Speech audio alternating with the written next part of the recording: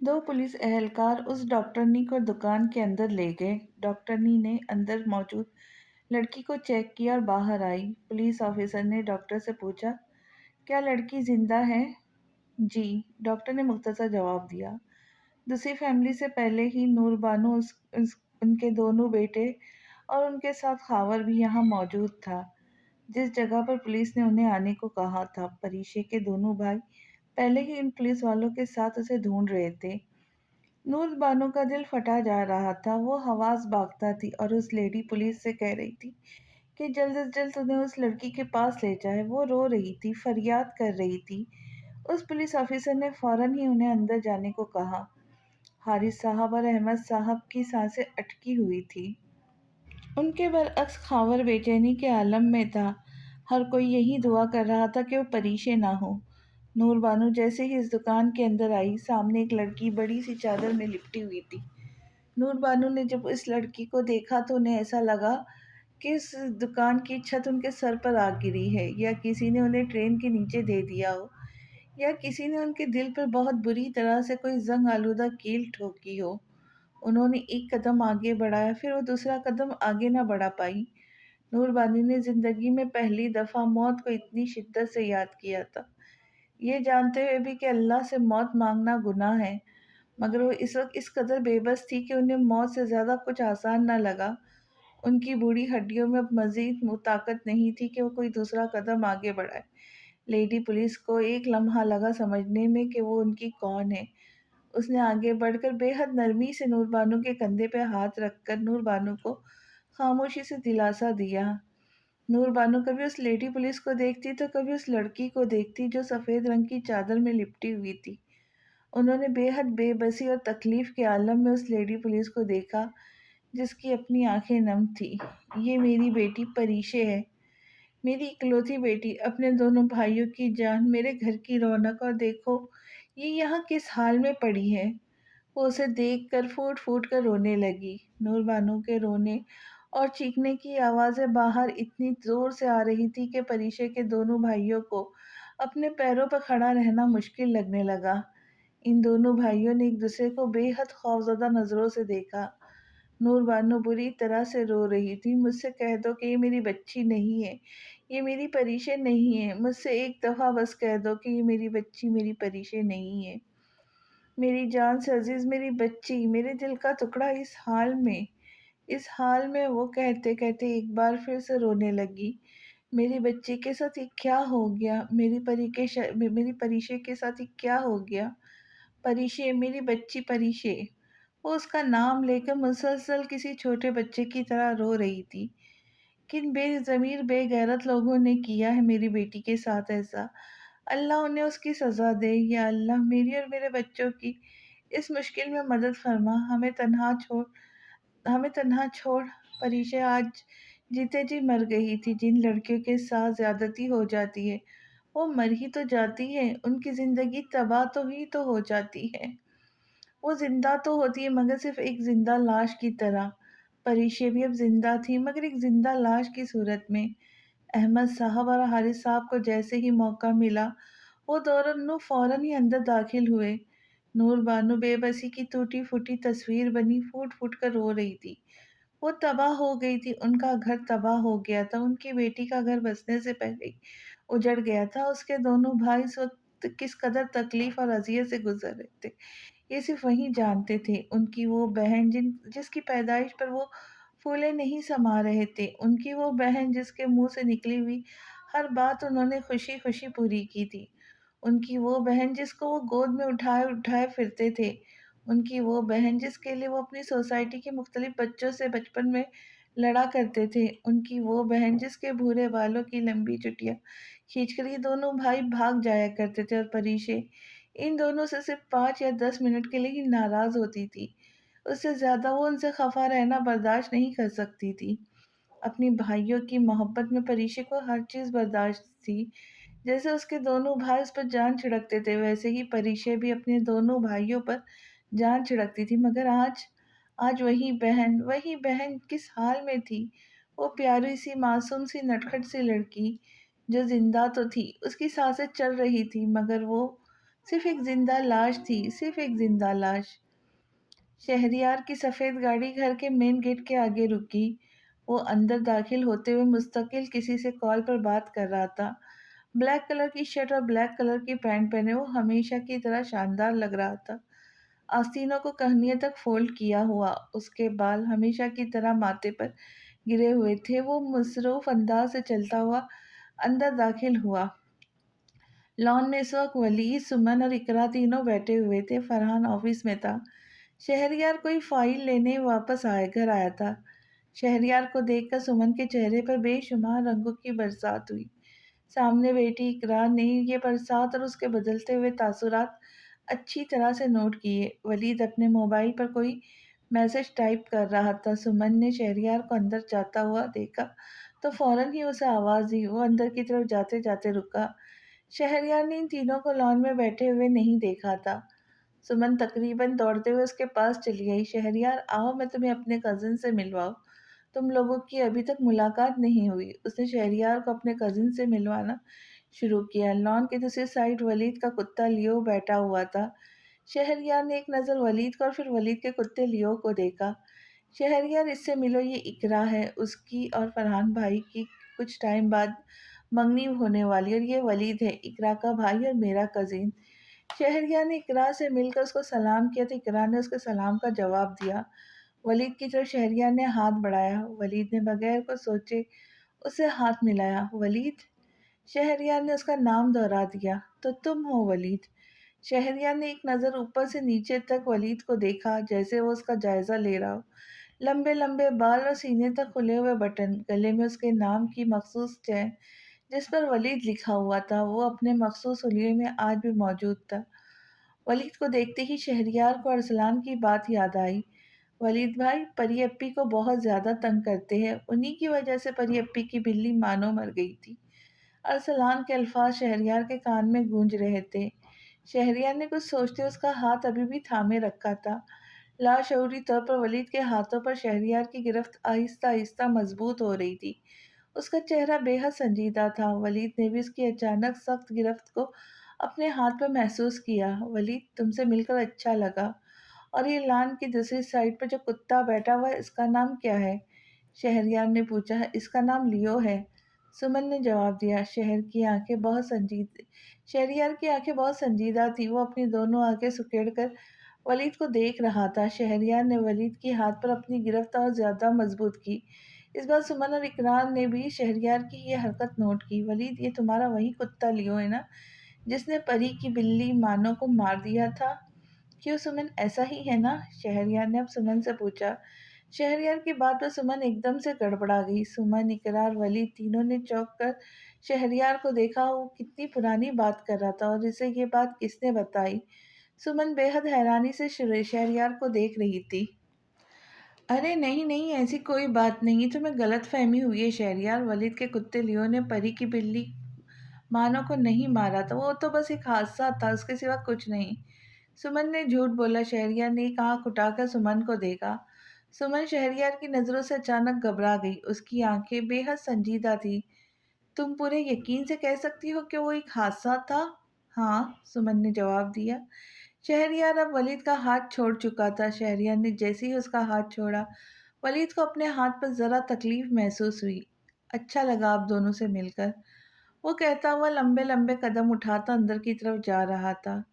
ویسے برا مت ماننا سمن، تمہارا یہ کزن شہریار مجھے بہت عجیب لگا۔ اس کی آنکھیں دیکھی تھی، ایسے لگ رہا تھا کہ وہ ولید کو اپنی آنکھوں سے ہی نگل لے گا۔ شہریار کے جاتے ہی اقرا نے سمن کو کہا۔ سمن اقرا کی بات پر ہنس پڑی۔ نہیں اقرا، تمہیں غلط فہمی ہوئی ہے، شہریار تو بہت اچھا ہے۔ سمن نے فوراً ہی شہریار کی سائڈ لی۔ اچھا نہیں، بہت عجیب اور گہرا شخص ہے، ولید نے کہا۔ مجھے کیسے دیکھ رہا تھا، اور مجھے اچھی طرح سے یاد ہے کہ وہ پری اور اس کی بلی مانو کے نام پر اس نے جو میرے ہاتھ کو زور سے پکڑا تھا، اور کیسے مجھ پر اپنی سیاہ آنکھیں رکھ کر دیکھ رہا تھا، سب بہت اچھی طرح سے یاد ہے مجھے، ولید نے سمن سے کہا۔ تمہارا یہ کزن شہریار پری پر کچھ زیادہ مہربان نہیں ہے؟ ولید نے فوراً اندر ہی اندازہ لگا لیا۔ ولید کی صاحب گوئی پہ سمن کو اندر تک آگ لگا گئی۔ تمہارے کزن شہریار کی آنکھیں کچھ اور بولتی ہے، چہرہ کچھ اور بولتا اور وہ کرتا تو کچھ اور ہی ہے۔ ولید نے ایک بار پھر شہریار کے بارے میں اپنی رائے قائم کی۔ ایسا کچھ نہیں ہے، سمن نے کہا۔ شہریار پاپا کے ساتھ ہوتا ہے ہر وقت کام کے سلسلے میں، اور تمہیں تو پتہ ہے کہ پری بچپن سے ہی پاپا کے ساتھ چپکی ہوئی ہوتی ہے، اس کے علاوہ کوئی اور بات نہیں۔ بس اس وجہ سے شہریار نے پری کی تھوڑی سائڈ لی۔ تم نے اسے ایک بار بھی اسے پھر اسے سمن نے اسے ایک بار پھر سے قائل کرنا چاہا۔ ویسے یہ پری ہے کہاں؟ بڑے دن سے اس ظالم حسینہ کا دیدار نہیں ہوا۔ باہر فائل لے کر آتے ہوئے شہریار نے اس کا یہ جملہ مکمل سنا تھا۔ شہریار کے جبڑے یہ سن کر تن سے گئے تھے۔ ارے وہ گندگی اب اپنی دوست ایمان کے ساتھ کسی فلاحی ادارے چلی جاتی ہے، اور کسی جگہ عورتوں کے لیے بھی ایک ادارہ ہے، بس آج کل اسی کے چکر وہیں لگ رہے ہیں۔ Women's development foundation of Pakistan. Saman نے ادارے کا نام لیتے ہوئے انہیں بتایا۔ وہ اپنا زیادہ سے زیادہ وقت اب وہیں گزارنے لگی، اور پتہ ہے اچھے خاصے پیسے بھی دیے ہیں اس گندگی نے ان فلاحی اداروں کو۔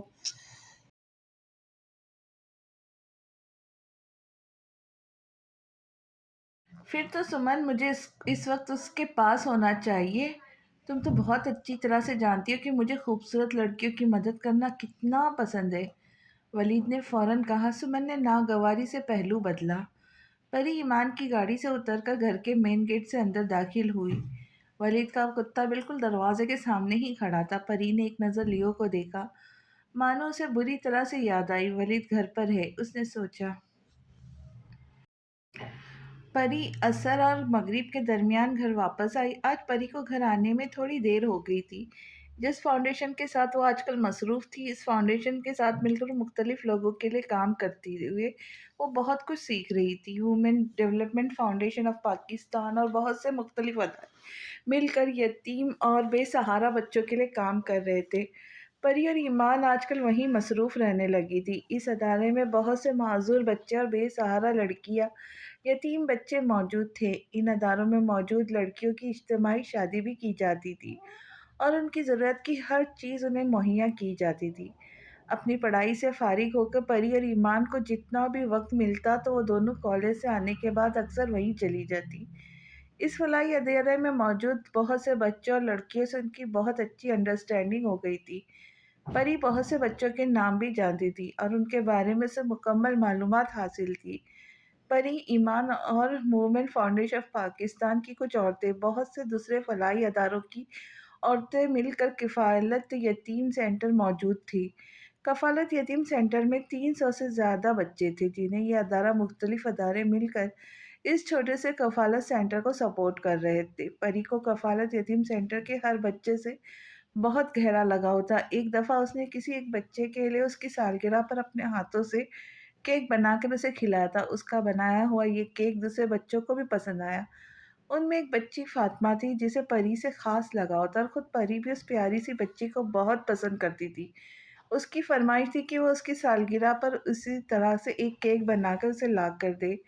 پری نے خوشی خوشی وعدہ کر لیا۔ پری کو آج شام میں وہ گھر واپس آنے کے بعد فاطمہ کے لیے کیک بنانا تھا، کیونکہ کل اس کی سالگرہ تھی، اور 9 بجے صبح لازمی فاؤنڈیشن پہنچنا تھا، کیونکہ اسے ادارے کے مختلف لوگوں کے ساتھ مل کر کفالت یتیم سینٹر سے ادارے کی ایک نئی اور بڑی جگہ کی ضرورت تھی۔ ادارہ اب 300 سے زائد بچوں پر مشتمل تھا، اور یہ جگہ ان کے لیے چھوٹی پڑ رہی تھی۔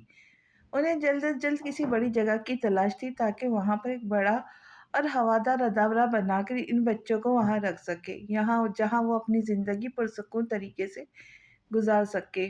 ولید بجلی کی تیزی سے اس کے بالکل سامنے آ کر کھڑا ہو گیا۔ پری اپنی ہی سوچوں میں گم تھی۔ پری جو اپنی سوچوں میں گم لیو کو دیکھ رہی تھی، جب خاصا بڑا ہو گیا تھا۔ اس کے بال، اس کے ناخن اب مزید لمبے ہو گئے تھے، اس کا قد اب مزید لمبا ہو گیا تھا۔ پری ولید کی آواز پر چونک گئی۔ وہ اس کے بالکل قریب کھڑا تھا، اتنا قریب کہ اگر وہ مڑے تو اس کے سینے سے ٹکرائے۔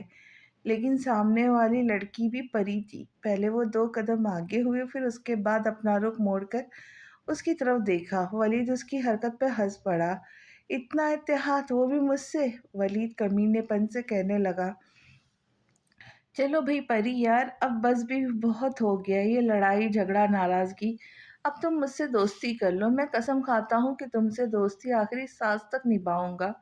اگر میں نہ نبھا پاؤں تو میرا دل میرے سینے سے نکال لینا۔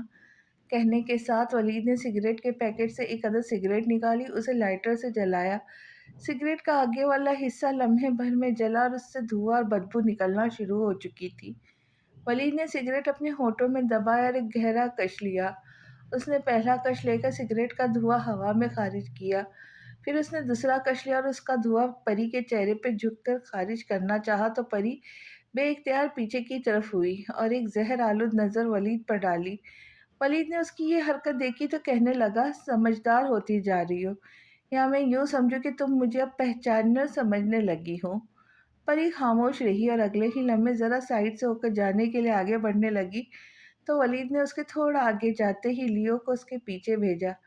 وہ بھاگتا ہوا اب اس پر بھونک رہا تھا۔ پری کو احساس ہوا کہ لیو اس کے پیچھے بھاگتا ہوا بھونک رہا ہے، تو پری نے اپنا دوپٹہ زور سے اپنے ہاتھوں میں لے کر دبایا، مگر اگلے ہی لمحے پری نے اپنے آپ کو ایک مضبوط پہاڑ کی طرح اپنے آپ کو مضبوط رکھنے کی کوشش کی اور اپنی گھبراہٹ پر قابو پاتے ہوئے جھک کر لیو کے گردن کے نیچے ہاتھ پھیرا اور پھر وہیں زمین پر گھٹنے کے بل بیٹھی اس کے لمبے بالوں پر ہاتھ پھیرنے لگی۔ ولید کو حیرت کا جھٹکا لگا، وہ اس کی امید پر آج پوری نہیں اتری۔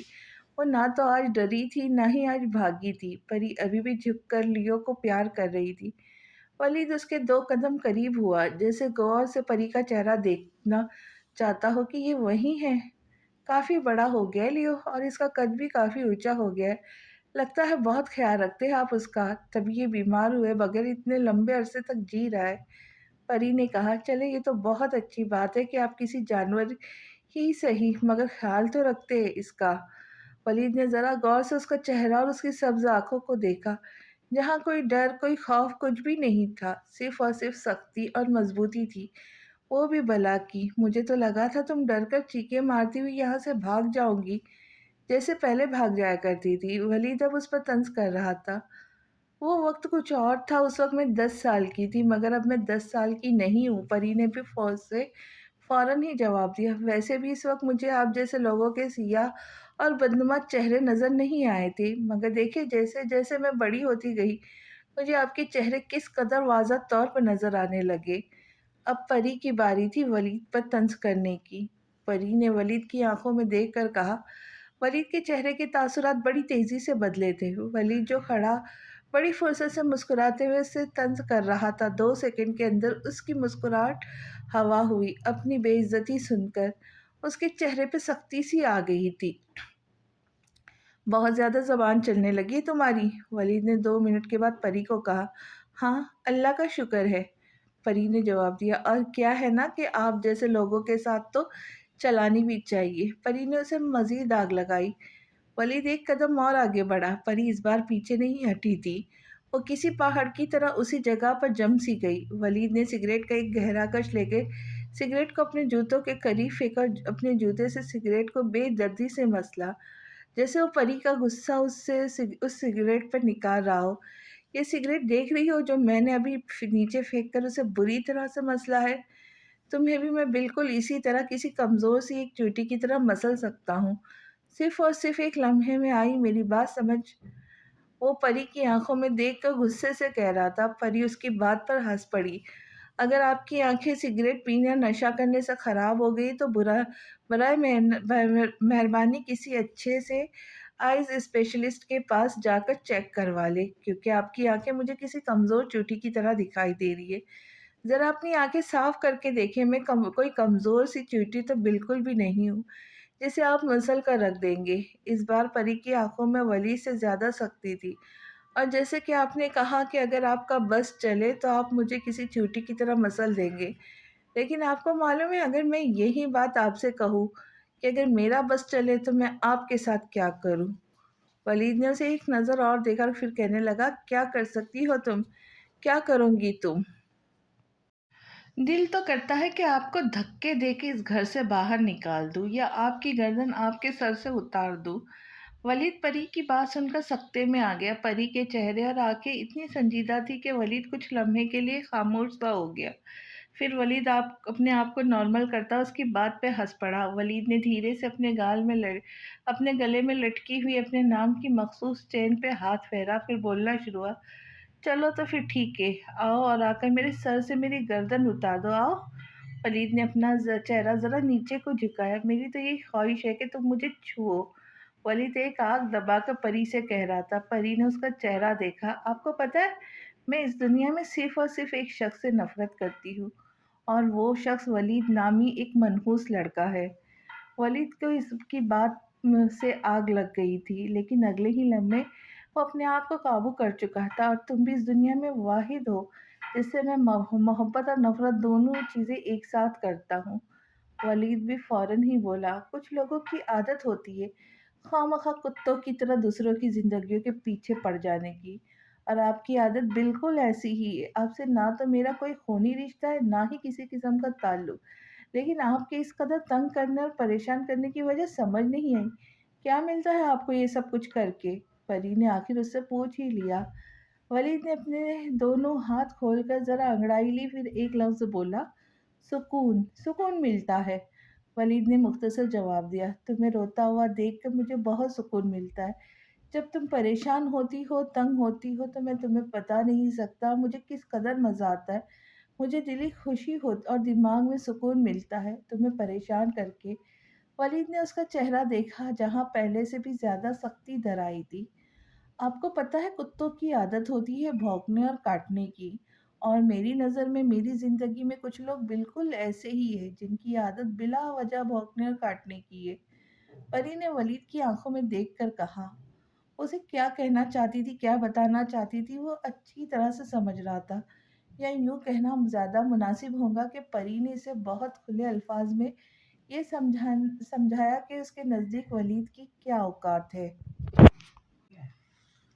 کتوں کی ایک عادت یہ بھی ہوتی ہے کہ وہ کمزور بلیوں کو چیر پھاڑ دیتے۔ اتنی جلدی بھول گئی تم؟ ولید نے اسے جواب دیتے ہوئے کسی بہت پرانے زخم کو بری طرح سے نوچا تھا۔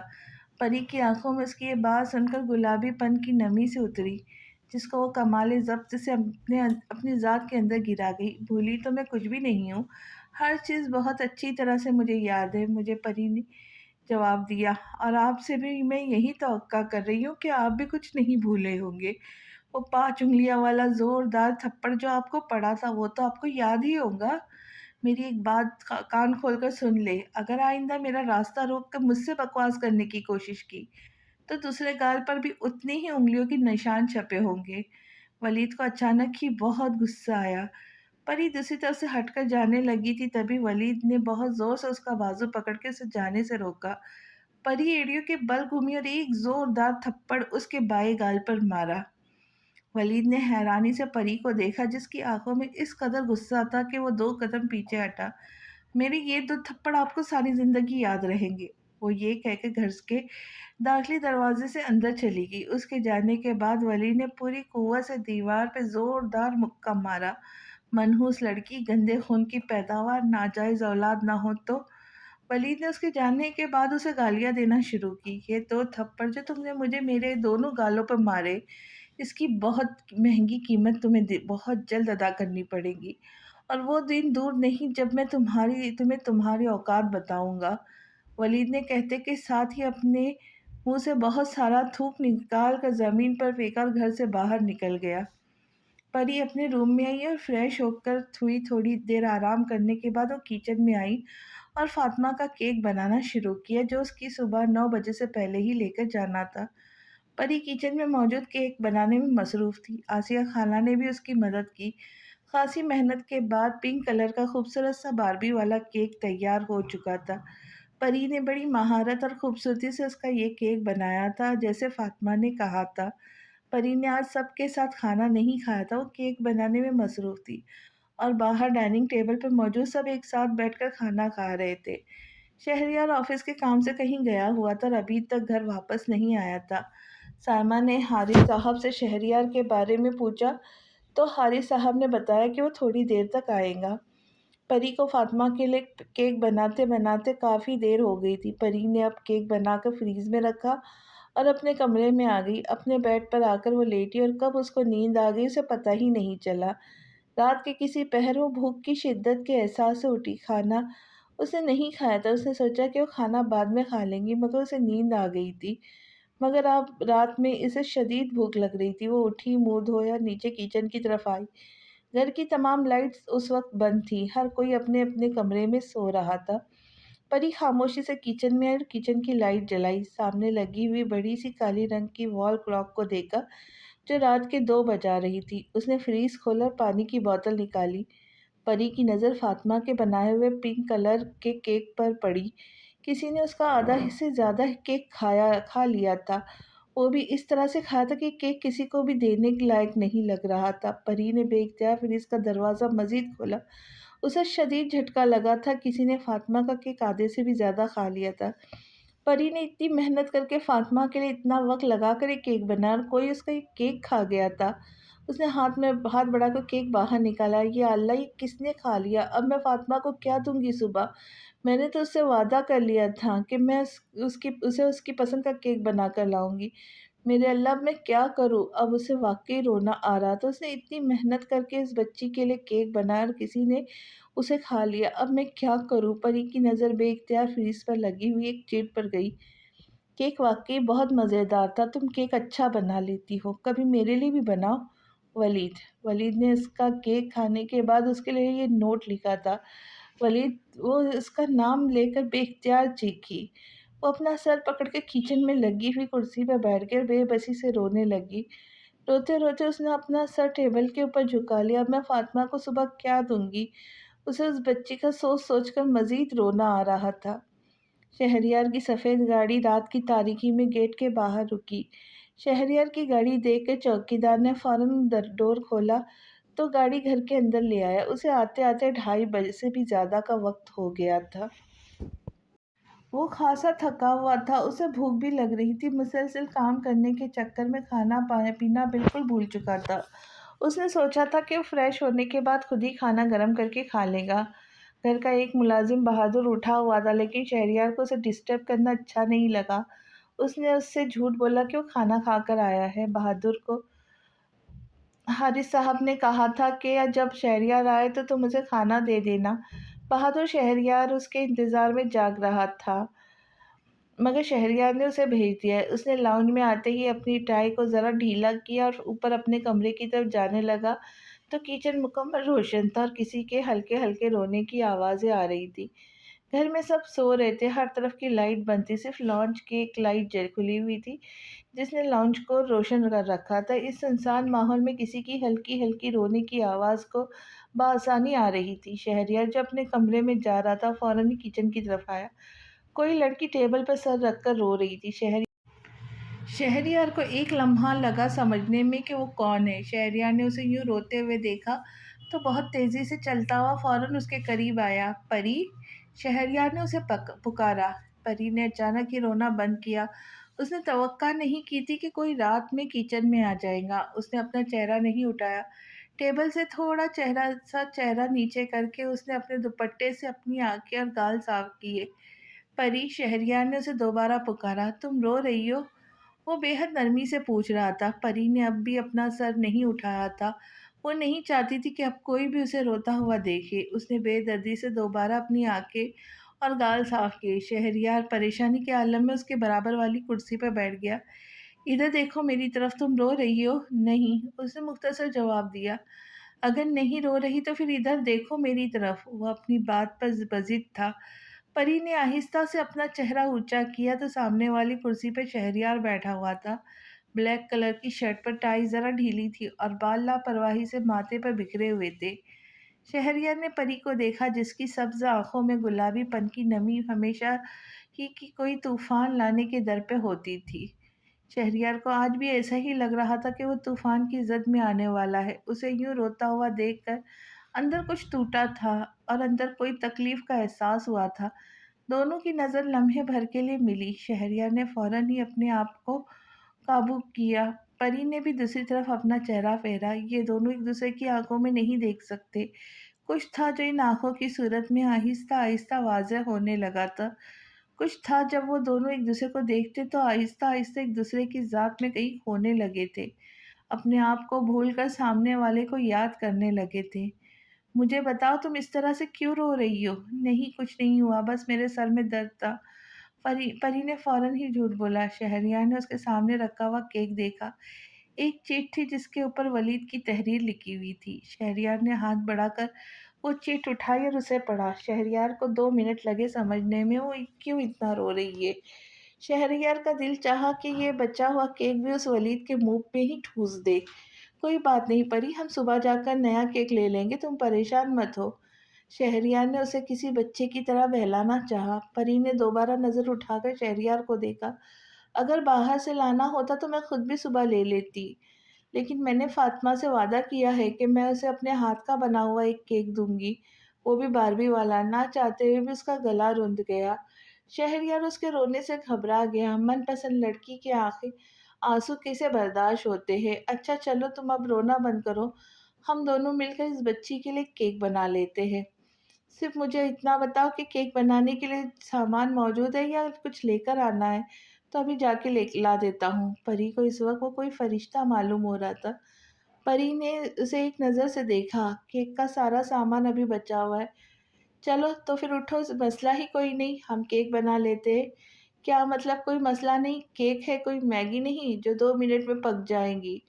शहरयार को उसकी इस बात पर हंसी आ गई। परी ने हैरानी से हंसता हुआ देखा। आप मुझ पे हंस रहे हैं? ठीक है, आप भी मुझ पे हंस ले, आप भी मेरा मजाक उड़ा ले और ये मेरे बचा हुआ केक भी आप ही खा ले। उसे मजीद सदमा हुआ। मेरी ये जुरात कि मैं तुम्हारा मजाक बनाऊं? शहरयार ने जवाब दिया। चलो अब जल्दी से उठ जाओ और अपना मुंह धो लो, फिर हम केक बनाना शुरू करते हैं। शहरयार ने इत्मीनान से कहा। परी तो उसे देखती रह गई। क्या आपको केक बनाना आता है? वो उसके इत्मीनान पर पूछे बिना न रह सकी। नहीं, शहरयार ने मज़े से जवाब दिया।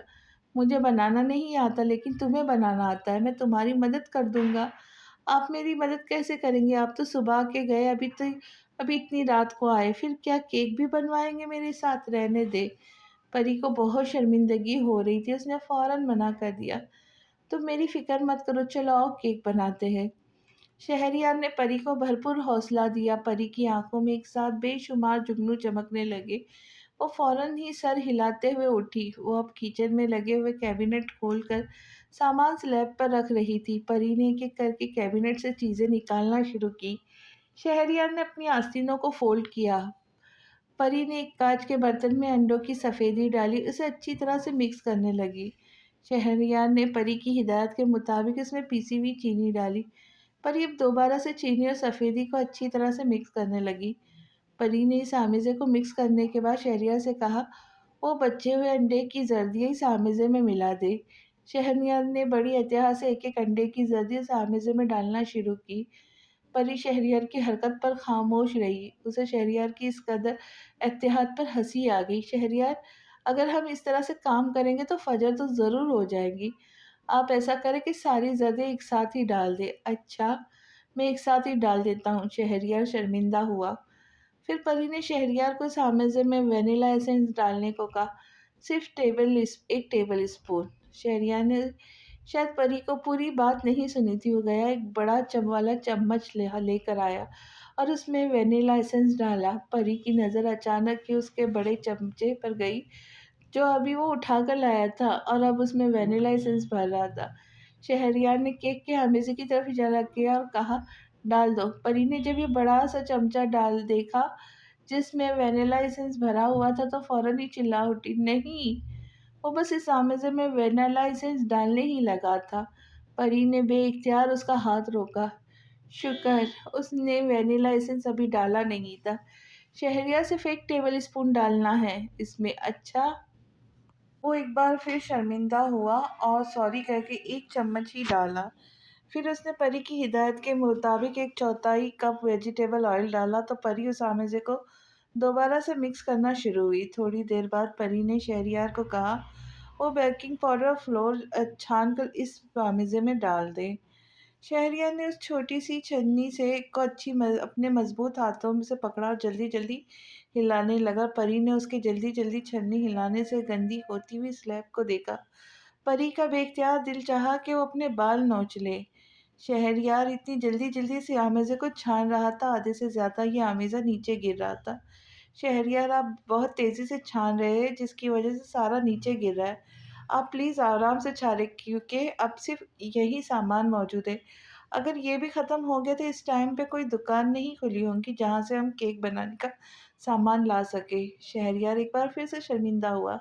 شہریار نے ایک گہرا سانس لے کے کہا، اوکے اوکے۔ پری نے اس آمیزے کو اچھی طرح سے مکس کر کے ایک برتن میں ڈال کر اوون میں رکھ دیا۔ شہریار نے ایک برتن میں گرم پانی اور اس میں 2 چمچ چینی ملائی۔ پری کی ہدایت کے مطابق وہ اسے اچھی طرح سے ملانے لگا۔ پری نے دوسرے کانچ کے برتن میں وپنگ کریم اور پسی ہوئی چینی ڈالی۔ شہریار نے اس بار بالکل صحیح وینیلا ایسنس ڈالا تھا۔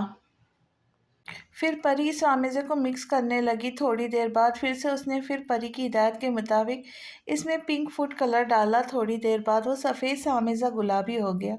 پری نے شہریار کو دیکھ کر کہا، گڈ جاب۔ شہریار بے اختیار اپنی شرٹ کے کالر کو ذرا سا اترا کر اونچا کیا۔ تھوڑی دیر بعد پری نے بڑی اتحاد سے اوون میں سے کیک باہر نکالا۔ شہریار نے بڑی سی چھری کی مدد سے اس کیک کو دائروں میں کاٹنا شروع کیا، مگر افسوس وہ کسی بھی اینگل سے کوئی دائرہ معلوم نہیں ہو رہا تھا۔ پری نے اپنی محنت کو اس طرح سے برباد ہوتا ہوا دیکھا تو وہ بلبلا اٹھی، نہیں شہریار، یہ ایسے نہیں ہوتا، میں کر دیتی ہوں۔ شہریار اس نرم سے کیک کو کسی کسائی کی طرح سے کاٹ رہا تھا۔ پری نے اس کیک کو دائروں میں اتحاد سے کاٹنا شروع کیا۔ شہریار اب ان کیک کے دائروں میں چینی کا پانی لگا رہا تھا۔ پری نے ایک ایک کر کے کیک کے دائروں کو رکھا، اس پر پنک کلر کی کریم لگانا شروع کیے۔ کام کرتے کرتے پری کے بالوں کا جوڑا اب خاصا ڈھیلا ہو چکا تھا۔ اس میں سے کچھ بالوں کی لٹیں نکل کر اس کے چہرے کو چوم رہی تھی۔ شہریار اس کے خوبصورت سے چہرے میں کہیں خوش آ گیا تھا۔ پری کریم لگانے میں مصروف تھی جب اس نے کہا، کیا تمہارے بالوں کو میں سمیٹ دوں؟ پری نے رک کر اسے دیکھا۔ وہ اپنا کام کرنے میں اس قدر مگن تھی کہ اسے اپنے بالوں کا ہوش ہی نہیں تھا۔ وہ اس کی آواز پر چونکی۔ پری نے اپنے بالوں کو خود ہی سمیٹنا چاہا مگر اس کے دونوں ہاتھ کریم سے گندے ہو چکے تھے۔ میں کر دوں؟ شہریار نے ایک بار پھر سے پوچھا۔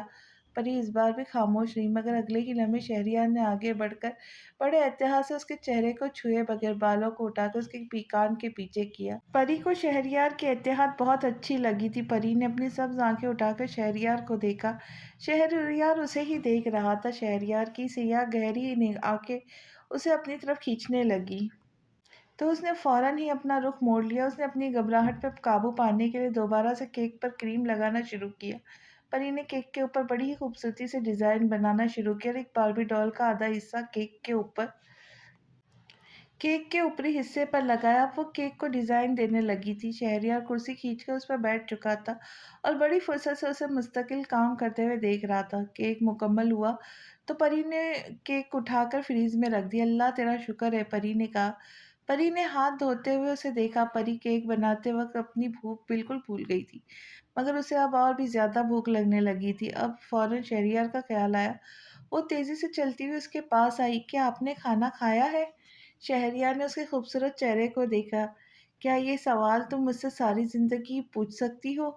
شہریار نے سوچا۔ شہریار، پری نے دوبارہ اسے پکارا۔ نہیں، ابھی نہیں کھایا میں نے، اور اب مجھے بہت بھوک لگ رہی ہے۔ پری کو بہت زیادہ شرمندگی ہوئی۔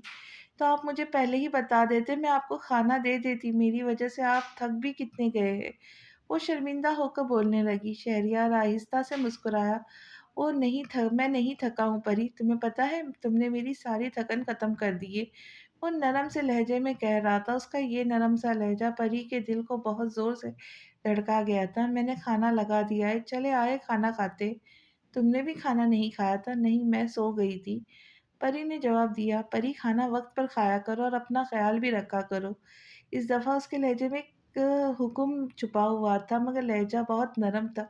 پری نے کھانے کی پلیٹ نکال کر ٹیبل پر رکھی۔ شہریار نے پلیٹ میں سالن ڈالنے سے پہلے پری کی پلیٹ میں سالن ڈالا۔ پری نے ایک نظر اسے دیکھا۔ شہریار نے روٹی کا ٹکڑا آدھا پری کو دیا، آدھا خود اپنے پاس رکھا۔ پری نے اسے دیکھتے ہوئے روٹی کا ٹکڑا تھام لیا۔ گھر کی ساری لائٹ بند تھی، ہر طرف اندھیرا ہی اندھیرا تھا، صرف اور صرف کچن کی لائٹ جلی ہوئی تھی۔ ایسے میں وہ 2 لوگ کچن کی ٹیبل پر بیٹھے ہوئے تھے۔ ان کے وجود سے محبت کی خوشبو نکل کر اب دور دور تک پھیلنے لگی۔ ان دونوں نے اپنے کھانے کا پہلا ہی نوالا لیا تھا کہ उनके कानों में खूबसूरत नरम आवाज़ गूंजी। दूर कहीं नरम सी आवाज़ में फजर की अजान हो रही थी। दोनों ने एक दूसरे को देखा। फजर हो गई, परी ने कहा। हाँ, और ये मेरी जिंदगी का पहली रात का खाना है जो मैं फजर की अजान सुनते हुए खा रहा हूँ। परी उसकी बात पर खिलखिलाकर हंस पड़ी। शहरियार ने उसे हंसते हुए देखा।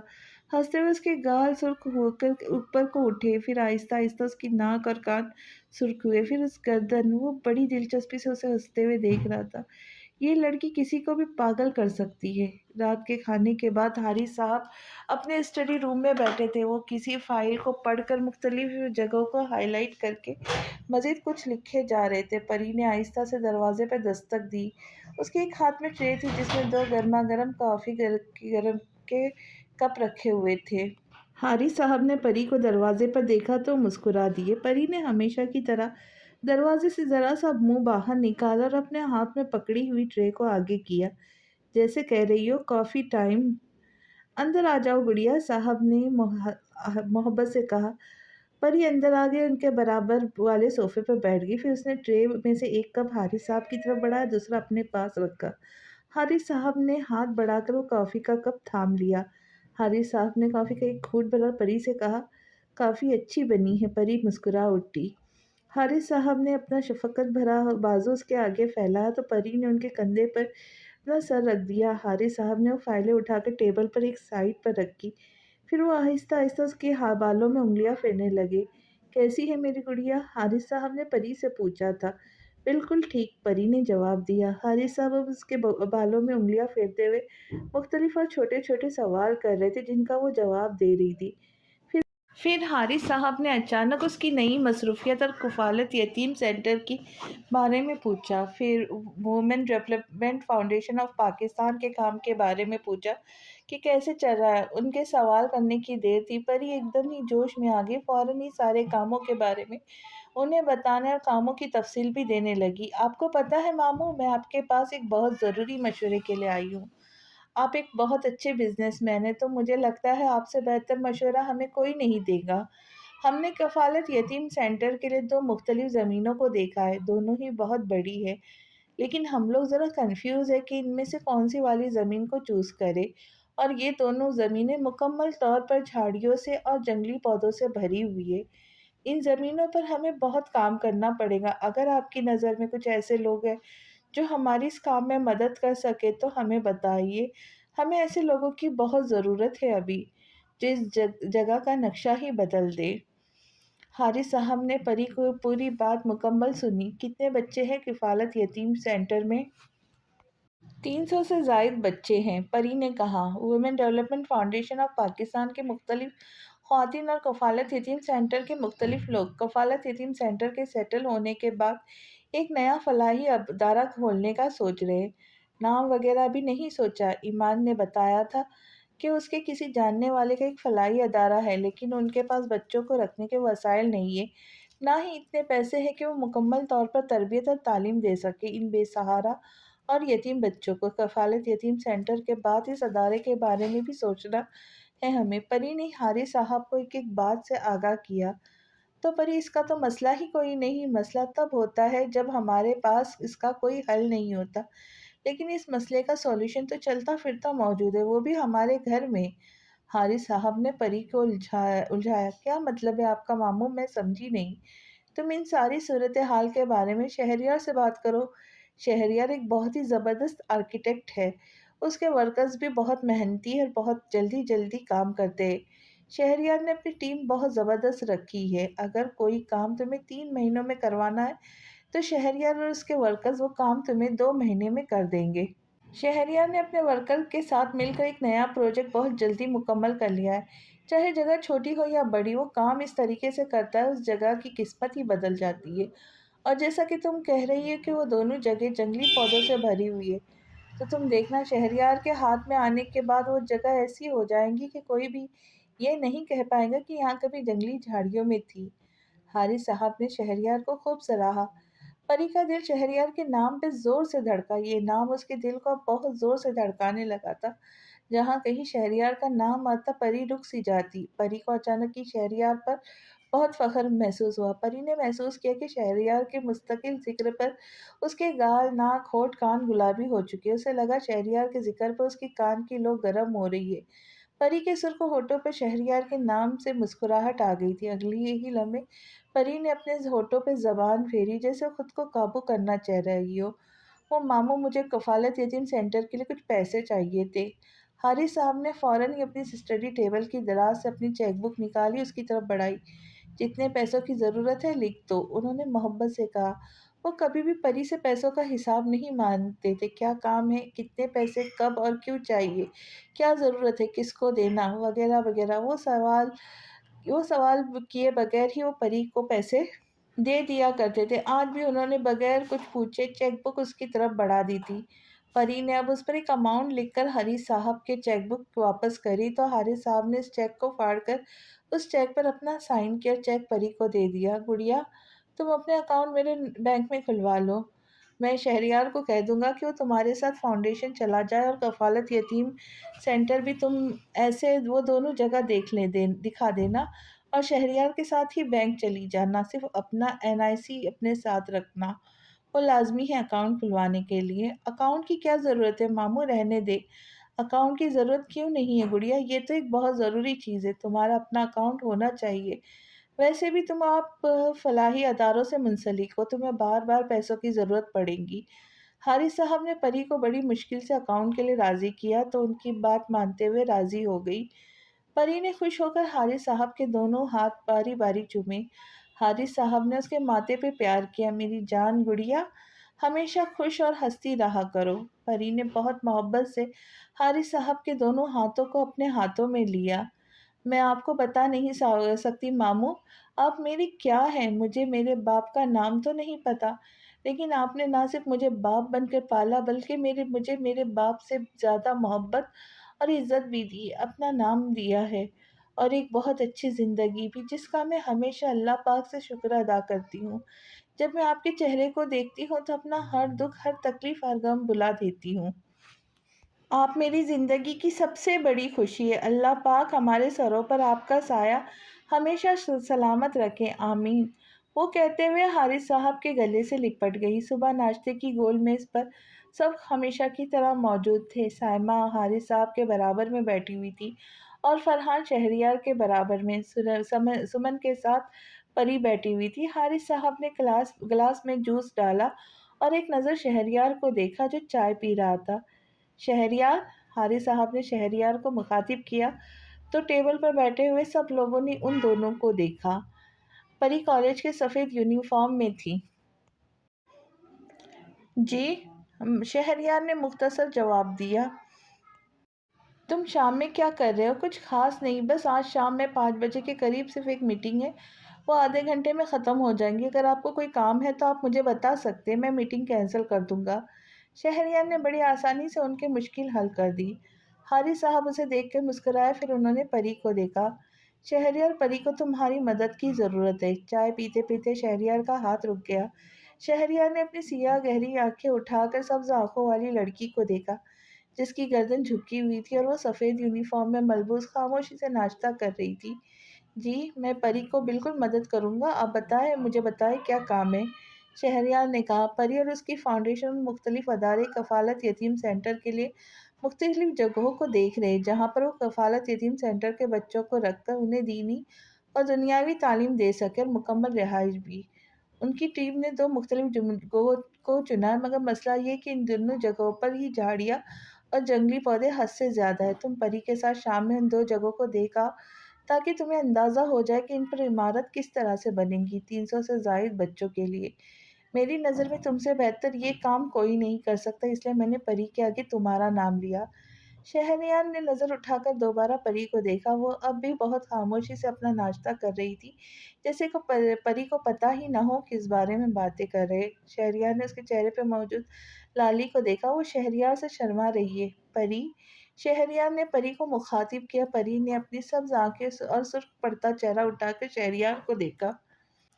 تم 5 بجے تیار رہنا، میں تمہیں پک کر لوں گا، وہ اس کی آنکھوں میں دیکھ کے کہہ رہا تھا۔ لہجہ ہمیشہ کی طرح بہت نرم تھا۔ سمن نے بے حد بے چینی کے عالم میں سائمہ کی طرف دیکھا جیسے سمن سائمہ سے کہہ رہی ہو کہ وہ پری کو شہریار کے ساتھ جانے سے روکے۔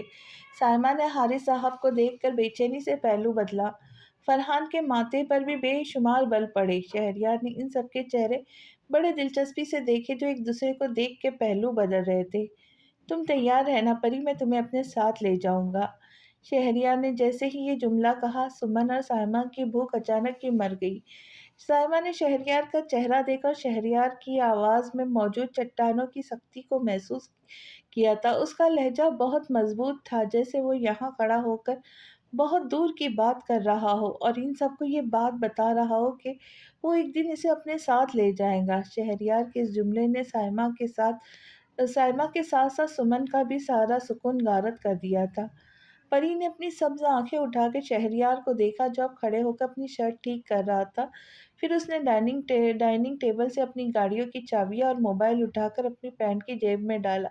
پری اس کے الفاظوں میں کہیں کھو سی گئی تھی۔ تم تیار رہنا پری، میں تمہیں اپنے ساتھ لے جاؤں گا۔ کیا شہریار اور پری ایک دوسرے کے جذبات کو جان پائیں گے؟ کیا پری کی مدد کرنے سے سائمہ وغیرہ روک پائیں گے؟ یہ جاننے کے لیے ملتے ہیں اگلی قسط میں۔ تب تک کے لیے خوش رہیں، خوشیاں بانٹیں۔ میرے چینل کو سبسکرائب کریں، لائک کریں اور کہانی پسند آئے تو شیئر ضرور کریں، ویڈیو کو ہائپ ضرور کریں۔ اللہ حافظ۔